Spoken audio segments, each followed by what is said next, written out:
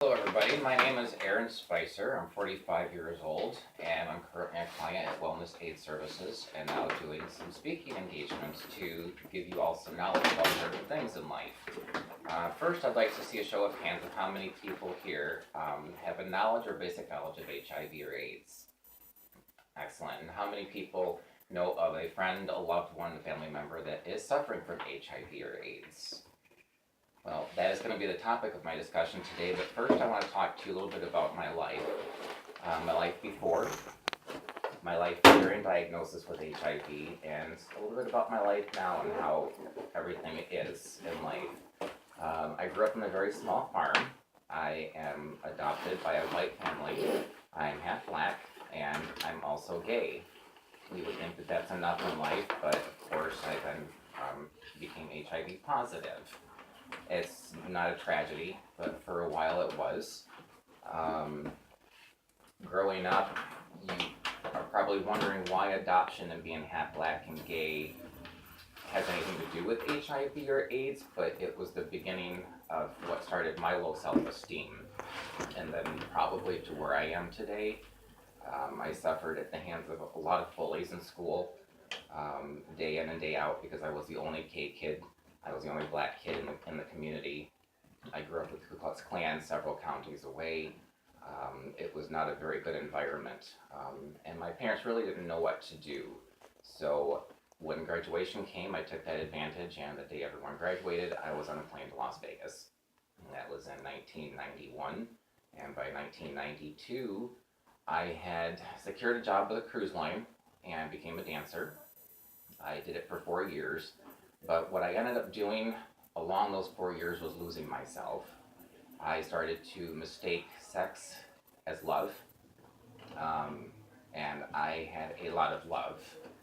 I was very fortunate to not ever become infected with anything. It took a very long time, but I knew something was wrong after 4 years of the shifts, and I couldn't take the shows, I couldn't take the pressure. I knew I was depressed even more.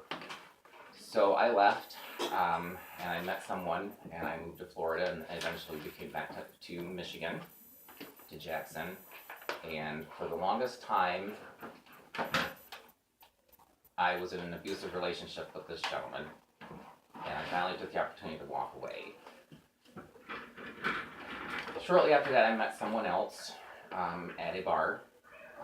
He had just gotten out of prison. He wasn't even supposed to be there, and I did use protection for quite a long time with him. I would even go as far as to say I abstained from sex for quite a while. Until one day he said that he loved me, and it just brought a flood of memories back that, oh, okay, he loves me, so I can do something without having to use a condom. And the very next day, I called him as I always did, and he said, "Don't ever call me again. I want nothing to do with you."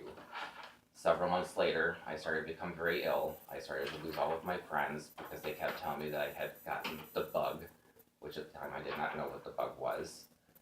And my doctor ran many tests for cancer because we thought that's what it was. And 2.5 weeks later, I was called in and was told that I'm HIV positive. It's a long, hard road. I was stunned. I was afraid that I was going to be dead within the first year. But now, 15 years later, I'm still here to tell my story. You have to make sure that you take your medications. You need to make sure that you communicate with each other. And you need to make sure that you know your partner, inside and out.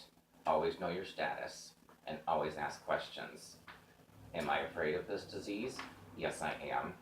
But I'm still a testament to show that I'm still alive, and that we can do this, and that it is no longer a death sentence. So on that note, if any of you have any questions, I will do my best to answer them, and if I cannot, I will refer you to resources such as Wellness Aid Services and the Michigan Department of Human Health and Services, if need be. Thank you very much, and have a great day.